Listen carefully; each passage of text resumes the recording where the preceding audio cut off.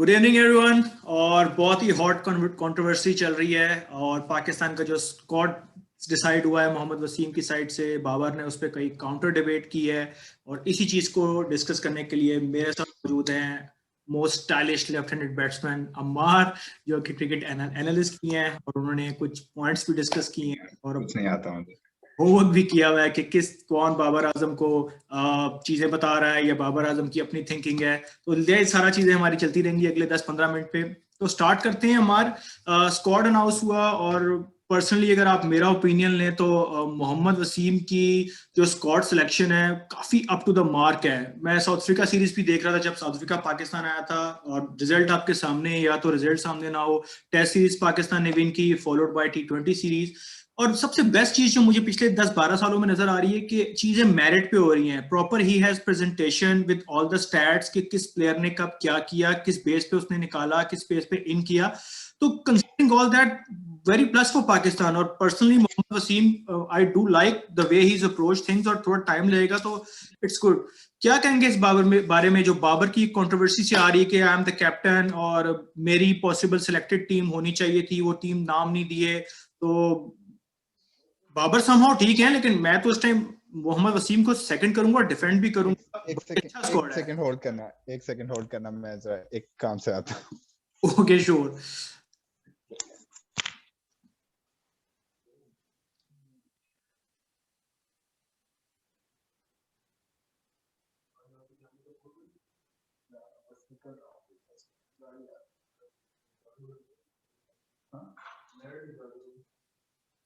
जी, हम आज जब तक वापस आ रहे हैं तो बड़ा हॉट टॉपिक हमारा चल रहा है कि पाकिस्तान ने स्क्वाड अनाउंस किया है और 3-4 दिन से यही चीज़ देखने में आ रही है कि काफ़ी ज़्यादा इस पे डिबेट चल रही है और अमार भी इस पे कुछ बोलना चाह रहे थे और इज बैक नाउ। तो अमार, ओवर टू यू। क्या आप समझते हैं ये बाबर की अपनी थिंकिंग है या what can be the best possible solution? कि अब इस स्टेज पे क्या होगा अगर मोहम्मद वसीम स्क्वाड को दोबारा अनाउंस करते हैं? तो वो भी बड़ा एम्बैरेसिंग चीज है, लेकिन मेरा नहीं ख्याल ऐसे होने लगा है। Being a chief selector he should keep on his stance जो उन्होंने डिसाइड किया है। लेकिन कौन ये बाबर को कोई स्पून फीड कर रहा है या बाबर की अपनी थिंकिंग इतनी है कि वो इतना डिसीजन ले सके? क्योंकि नॉर्मली पीछे पाकिस्तान में कोई ऐसा कैप्टन नजर नहीं आया जो अपनी मनमानी करे। Over to you. असल में यंग कैप्टन ना इससे बाबर से पहले बनना था शोएब मलिक किसी दौर में, ठीक है। उसका कम से कम विजन था, पास्ट रिकॉर्ड था कैप्टनसी का जो कि बहुत एक्स्ट्राऑर्डिनरी था, ठीक है। इंजमाम ने उसको ग्रूम किया था। बाबर को तो किसी ने डेवलप ही नहीं किया, खाली एज अ बैट्समैन डेवलप किया है। तो बाबर की अभी अपनी थिंकिंग तो कहीं नजर नहीं आ रही इस चीज में। और उसके अंदर ना बस मुझे लग रहा है कि वो जस्ट मैनिपुलेट हो रहा है बाय द स्टाफ, जो कि by the staff you mean Misbah ul Haq in particular? Most probably Misbah वैसे मुझे पसंद है एज अ क्रिकेटर, वो ठीक था, अच्छा बैट्समैन था, लेकिन लेकिन उसने जितना उसके दौर में टीम जितना डाउन गई है उतना डाउन कभी भी नहीं गई।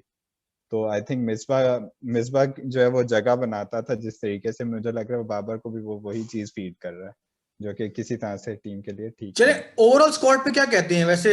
अगर T20 देखें और वनडे पहले देखें व्हाइट बॉल पे, बाद में टेस्ट आते हैं। टेस्ट सीरीज हमारी वैसे भी जिम्बाब्वे से है, which is not that much big side as South Africa. तो T20 और ओडीआई में मुझे तो बैलेंस स्क्वाड लग रहा है। हफीज की वापसी हुई है और ऊपर से आपका शजील खान को लेके आए हैं, तो एक जो कॉम्बिनेशन बन रहा है कि हमारी अवे सीरीज वर्ल्ड कप से पहले काफी ज्यादा है, तो उसको नजर रखे तो I am quite happy with the squad. Danish Aziz आपके साथ है, मतलब mix of a young blood. और कुछ शोएब मलिक और वहाब रियाज को ड्रॉप किया, उसकी रीजंस भी उसने बताया कि कहाँ कहाँ उनको इंप्रूवमेंट रिक्वायर्ड है। और तो उस पर क्या कहेंगे ओवरऑल अगर स्क्वाड की बात करें जो हम साउथ अफ्रीका? ओवरऑल स्कोर अगर किसी के साथ थोड़ी बहुत ज्यादती हुई है ना, वो कह सकते हैं इमाद वसीम के साथ हुई है बस। उसके अलावा बिल्कुल ठीक ठीक बना स्क्वाड। और इमाद वसीम भी कोई इतना बड़ा प्लेयर नहीं था कि हम लोग कहें कि ज्यादती हो गई है। कोई बहुत बड़ा टैलेंट नहीं था। अमाद लेकिन वसीम ये की कि 15 बिल्कुल प्लेयर्स में उसकी जगह बनती है, 15-20 प्लेयर्स। जो रीजन इमाद वसीम की दी है, ही सेड के मोहम्मद वसीम की बात कर रहा हूँ, ही सेड के बड़ा लिमिटेड काइंड ऑफ बॉलर है या प्लेयर है, और कंपेयर उसको किया मोहम्मद नवाज से। पीएसएल में भी देखें तो लोग इस चीज पे भी डिबेट कर रहे हैं कि most of the time being a captain वो पावर प्ले में जिस तरह उसको यूटिलाइज करते थे, पाकिस्तान के captain Sarfaraz in particular early on आके वो ब्रेक थ्रू भी देते थे। वो लेफ्ट हैंडेड के अगेंस्ट थोड़ा सा शाय हैं और वो खुद बॉलिंग के लिए भी नहीं आए। और आई रिमेंबर कि एक मैच में उनको आई गेस इस्लामाबाद यूनाइटेड के साथ था, उनको एलेक्स हेज ने अच्छा खासा धोया, उसके बाद वो कॉन्फिडेंस ऐसा शेक हुआ, वो बॉलिंग करने नहीं आए, 4 में से 1 ओवर किया। तो कुछ चीजें मुझे लगता है वहां से भी आई हैं। और कुछ उससे पहले जो पाकिस्तान का एक डोमेस्टिक कप चल रहा था, इसमें शादाब पहले लीड कर रहे थे और शादाब और इमाद एक ही टीम में थे, और जब इमाद वापस आए तो इमाद को लीड करना पड़ा, वो इवेंचुअली हार गया। जो भी इनकी टीम का नाम था, आई am not remember yet, Islamabad federal I think something. तो मुझे लगता है कुछ फीडबैक आया है उसी कैप्टनसी पे भी। और तो लेकिन आपकी वाली बात है, मैं सेकंड करूंगा, जगह जरूर बनती थी उनकी, 15 से 20 में होना जरूर चाहिए था। प्लेइंग 11 का पार्ट ना हो ये अलग बात है, लेकिन चाहिए था। या तो ये ना कि रिप्लेसमेंट कोई बहुत एक्स्ट्राऑर्डिनरी प्लेयर से किया, और मोहम्मद नवाज से तो बेहतर ही था। और वनडे के उनका स्टैट्स में देखूं तो टी20 के कंपैरेटिवली वनडे में काफी अच्छा रिकॉर्ड, डाउन द ऑर्डर आके काफी उनकी अच्छी एवरेज है। लास्ट 5 मैचेस में 40 ऑड स्कोर है उनका हर मैच में तकरीबन, और विद लाइक 30 कुछ बहुत, स्ट्राइक रेट भी अच्छा है। खैर इस पे बात चलती रहेगी। इमाद वसीम का डेथ थोड़ा डिसअपॉइंटेड हुआ है। सेम विद लोग बात कर रहे हैं कामरान गुलाम की। I am not sure you are aware of his calibre और टैलेंट। मैंने भी इतना नहीं देखा, लेकिन स्टैट्स जरूर चेक किए हैं। प्रॉमिसिंग क्रिकेटर है, लास्ट टाइम टीम में आया लेकिन अब ड्रॉप कर दिया। एक तो ये पाकिस्तान का बड़ा ड्रॉबैक है कि टीम में डट करते हैं, विदाउट प्लेइंग अ सीरीज पे ड्रॉप भी कर देते हैं। और रीजन जस्टिफाई की मोहम्मद वसीम ने कि he is not that of calibre कि उसको साउथ अफ्रीका की पिचेस पे ट्राई किया जाए। I am not bit a weak statement कि कैसे आप एक प्लेयर को कह सकते हो कि वो पाकिस्तान के सॉइल पे अच्छा खेल रहा है, बाहर जाके वो। तो उस पे काफी एक्स क्रिकेटर्स ने भी काफी इस पे क्रिटिसाइज किया है कि he should stick. Even Babar कह रहा था कि मुझे चाहिए कामरान गुलाम। तो नासिर शाह के साथ भी कुछ ऐसा है कि उसने भी डिनाई किया है पीसीबी की सारी बातों को कि मैं फिट था, लेकिन मुझे जिम्बाब्वे के टूर के लिए इंटेंशनली ड्रॉप किया गया है। तो वो भी पीसीबी ने उनको काफी आड़े हाथों लिया है कि ऐसा नहीं उनको बोलना चाहिए था बीइंग ए प्लेयर। तो कुछ चल रहा है। ये सारी मुझे मिसबा की गेम नजर है लिटरली। इसमें काफी कोई मतलब कि यासिर शाह ऐसी बात बोलेगा, मतलब कि एक परमानेंट प्लेयर है टीम का, वो आके से इस तरह की बात बोले, फजूल सी बात है। मैंने डेफिनेटली स्टार्ट कोई में ना कहा कोई था ऐसा कि या तो रीजन कोई होगा। स्पून फीड हो रहा है टीम में, क्योंकि ये प्लेयर्स जितने बाबर आजम थे ये इतने आउटस्पोकन स्टार्ट में थे नहीं। अब तो बीइंग के कैप्टन और वही लगता है कि कोई पीछे से बुलवा रहा है इनसे। और आपकी वाली बात के मिसबा इज द पर्सन जिसका काफी होल्ड है टीम पे, बीइंग उसके पास 3 पहले अथॉरिटीज भी थी जो कि अब आई गेस एक आ गई है, लेकिन he still like has influence on the team और सारे लड़के उसके साथ खेले हुए हैं। तो whatever he wants वो कर देते हैं जिसको भी और दूसरों को समझ ही नहीं आता, किसी बंदे को खुद नहीं समझ आता कि उसके साथ गेम क्या हो रही बिल्कुल ऐसा ही है। है। ये सबसे बड़ा प्रॉब्लम है। अब पिछली पूरी टीम डिफेंसिव हो गई थी, अहमद शहबाज डिफेंसिव हो गया था, उमर अकमल की गेम खत्म हो गई थी, लेकिन बिल्कुल किसी को भी समझ नहीं आई कि मिसबा का इसमें कितना। और सरफराज की कैप्टनसी आई, उसने इतना ज्यादा जितना वो कर सकता था ना, उसने इम्प्रूव किया इस सबको, प्लेयर्स के माइंडसेट को, सब कुछ। लेकिन ऐसा ही है। मिसबा के दौर में बहुत डाउन हुआ है, तो और अप्रैल अभी में भी यही स्टार्ट हो रही है, अप्रैल में सीरीज स्टार्ट हो रही है। है। कुछ चांसेस हैं पाकिस्तान के कि टफ टाइम देगा, या किस तरह सीरीज देखते हैं? मुझे तो लग रहा है मुकाबला अच्छा होगा। जिस तरह की टीम तो लग रही है, मुझे पाकिस्तान के ज्यादा चांसेस लग रहे हैं जीतने के। और साउथ अफ्रीका में पाकिस्तान अच्छा परफॉर्म भी कर लेता है। सबसे बड़े लेकिन सबसे इम्पोर्टेंट प्लेयर जो मेरी नजर में होगा वो फहीम अशरफ होगा।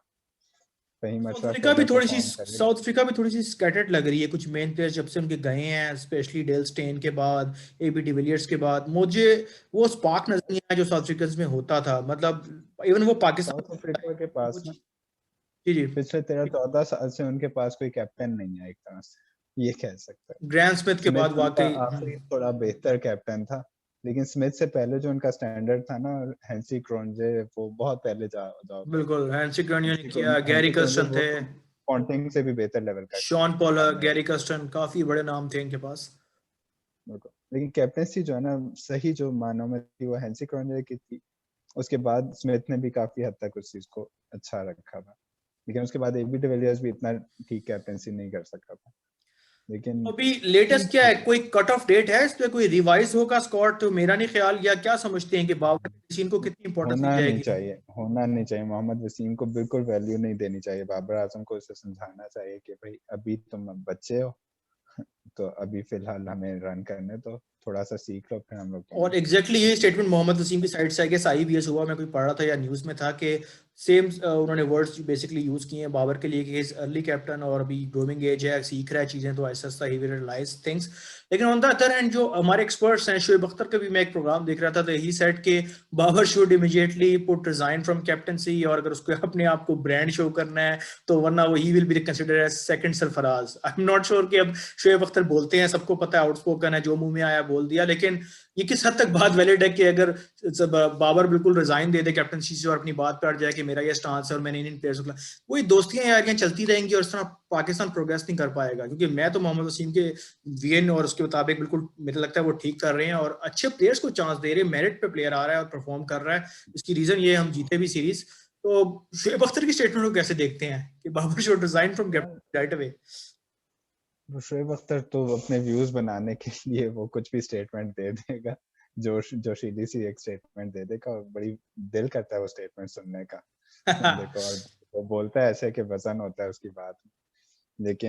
लेकिन जो मेनली बात है ना कि इस वक्त टीम में कोई भी मैच्योर प्लेयर नहीं है। अगर वो छोड़ देते कैप्टनसी, कौन आएगा कैप्टन, कौन बनेगा? इमामुल हक को बना सकते हैं, वही एक ऑप्शन रह जाता है फिर, जिसके अंदर कैप्टनसी का थोड़ा बहुत ट्रेट है। और इमाद वसीम को बना सकते हैं, लेकिन इन दोनों की जगह ही नहीं बनती टीम में, तो आप किसको बनाएंगे कैप्टन? तो आई गेस इमाम सेलेक्ट हुआ है, ओडीआई के लिए शायद इमाम सेलेक्ट हुआ है। हाँ टीम में, लेकिन प्लेइंग 11 में उसकी जगह उसके रिप्लेसमेंट्स अवेलेबल है ना। प्लेइंग 11 में तो इनफैक्ट मैं मेरे ख्याल से तो उनकी जगह भी अभी डाउटफुल है। शर्जील की भी लोग कह रहे थे कि जिस तरह रिजवान और बाबर की फॉर्म टॉप पे लगी हुई ओपनर, या तो फिर वन डाउन किसी को स्किप करना पड़ेगा। आई थिंक राशिद लतीफ थे, उनके मैं व्यूज सुन रहा था कि शर्जील आ तो गए हैं लेकिन प्लेइंग 11 में बड़ा मुश्किल होगा उनको जगह बनाना। नहीं, शर्जील के लिए मसला नहीं है, ओडीआई में शायद मसला, लेकिन वैसे टी20 में कोई मसला नहीं होता उसको। आई एम नॉट श्योर ओडीआई में वो हैं भी कि नहीं, लेकिन टी20 में तो मोहम्मद नवाज को ना खिलाएं, बस सीधी सी बात, मोहम्मद नवाज को ना खिलाएं, ऑटोमेटिकली सबकी जगह बन जाती है।